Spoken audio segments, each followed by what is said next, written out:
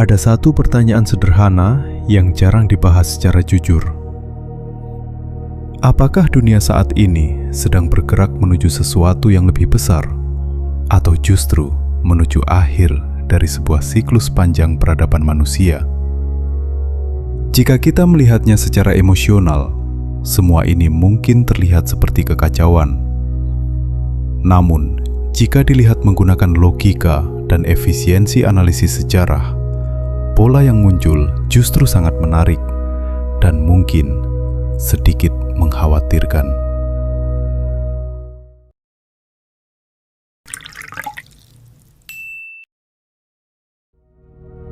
Dalam beberapa dekade terakhir, dunia bergerak dengan kecepatan yang belum pernah terjadi sebelumnya. Teknologi berkembang sangat cepat. Kecerdasan buatan mulai menggantikan banyak fungsi manusia. Data manusia dikumpulkan dalam skala global. Dari sudut pandang efisiensi, ini adalah kemajuan luar biasa.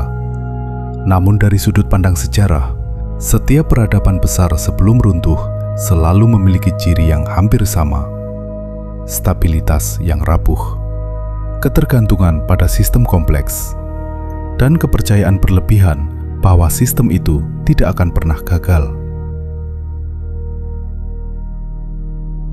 Romawi pernah percaya itu. Begitu juga banyak kerajaan besar lain dalam sejarah.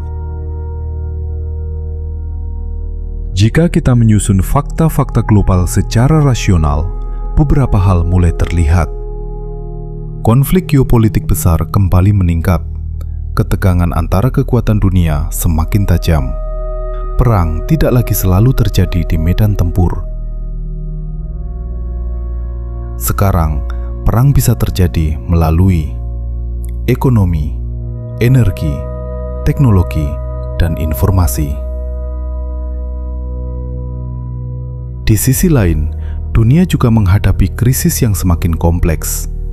Perubahan iklim, kelangkaan sumber daya, krisis pangan di beberapa wilayah. Secara logika sistem global, ini menciptakan satu kondisi yang disebut para analis sebagai titik tekanan peradaban.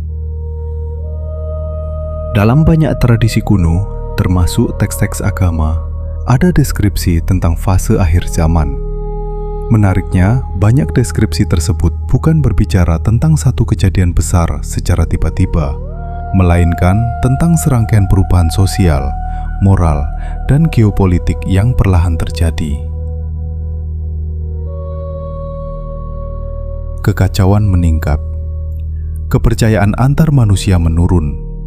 Kebenaran menjadi sulit dibedakan dari manipulasi. Jika dilihat secara logika modern, kondisi itu sangat mirip dengan apa yang disebut para ilmuwan sebagai era disinformasi global. Di tengah semua perubahan ini, muncul satu pertanyaan lain yang jarang dibahas. Apakah semua ini hanya kebetulan sejarah? Atau ada kelompok-kelompok kekuatan yang mencoba mengendalikan arah masa depan dunia? Beberapa teori konspirasi menyebut adanya agenda global yang berusaha menciptakan sistem dunia yang lebih terpusat. Kontrol terhadap teknologi, kontrol terhadap ekonomi, dan mungkin suatu hari nanti, kontrol terhadap identitas manusia itu sendiri. Sebagian orang menganggap ini hanya teori, namun sebagian analis lain melihat adanya pola yang cukup konsisten dalam kebijakan global selama beberapa dekade terakhir. Ada dua kemungkinan. Kemungkinan pertama, dunia hanya sedang melewati fase perubahan besar dalam sejarah manusia. Kemungkinan kedua, kita sedang mendekati fase yang oleh banyak tradisi kuno disebut sebagai akhir dari satu zaman. Bukan berarti dunia akan langsung berakhir, tetapi sistem lama bisa saja runtuh dan digantikan dengan sesuatu yang sepenuhnya baru. Dalam situasi seperti ini, satu hal menjadi sangat penting. Kesadaran, bukan ketakutan. Karena sejarah menunjukkan satu fakta sederhana, orang yang memahami zaman tempat mereka hidup selalu memiliki peluang lebih besar untuk bertahan. Dunia mungkin tidak akan berakhir besok, namun sejarah mengajarkan bahwa perubahan besar selalu datang tanpa banyak peringatan. Dan mungkin tanda-tandanya sudah mulai terlihat.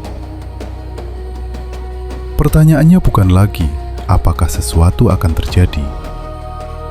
Akan tetapi, pertanyaannya adalah apakah kita cukup sadar untuk melihatnya sebelum semuanya berubah?